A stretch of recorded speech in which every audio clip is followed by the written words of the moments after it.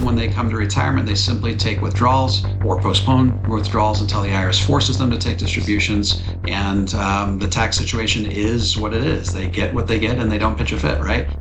We were talking about some things for the broadcast today.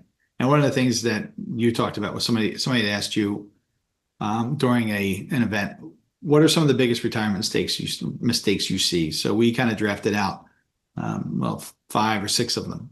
So would you like to go through those? Yeah, I was playing golf with my son in you know where I was, Mark? I was in Jekyll Island, Georgia, Oh yeah, nice. home of the Federal Reserve.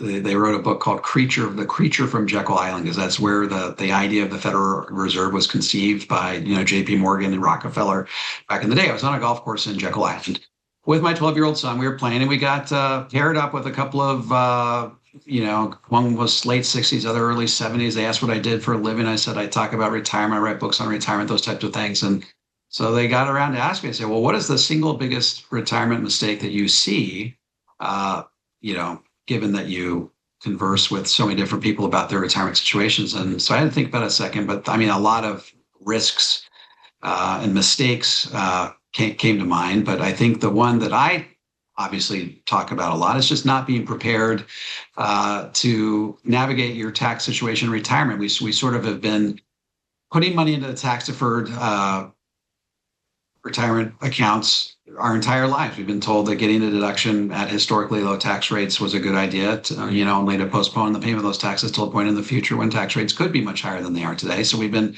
weaned on that idea historically, and we get into retirement and we realize, hey, that may not necessarily be the case. We may, in theory, given the debt trajectory of our nation, we could be in a higher tax situation when we withdraw those dollars than we were when we made the contribution. And so I think not thinking through that entire process, I think that in some people's cases, it's a very clear-cut decision. When they have the knowledge and the education based on where tax rates are headed and their own personal situation, they opt to execute a Roth conversion. But a lot of people aren't getting that type of advice. They just have been told to defer. And then when they come to retirement, they simply take withdrawals or postpone withdrawals until the IRS forces them to take distributions. And the tax situation is what it is. They get what they get and they don't pitch a fit, right? As I tell my kids. So they're just, they're as Ed Slott calls it, they're on the government plan, and they need a plan that shields themselves potentially from the impact of higher taxes down the road. So I think that was probably my first choice. You and I talked about a bunch of other things. Tell me what you said earlier. What's at the top of your list? I thought that was really interesting. Well, my number one was, and I did a video about this, the number one retirement planning mistake is not knowing your expenses. And there's a couple reasons for that. Is that people lowball it. They even folks. I was saying to Dave that, engineers find us. We have a lot of clients as engineers, so we'll have people come in with just years of data, and that's great with their expenses. But there's often things that they're missing, and pet expenses, hair and nails, things like that, things that can add up. And so you really have to do the work. You really have to shake the trees to identify those expenses, and then. And then you have people who aren't that detailed, and they just say, well, $10,000 a month or $12,000 a month. They're just kind of spitballing it. And then advisors are complicit in this as well, because a lot of times financial advisors, when I talk to other financial advisors around the country, and we talk about financial planning tactics, I ask them this question, how do you identify expenses? And they'll say, well, the people tell me if it's $12,000 a month, I put that into my financial planning program.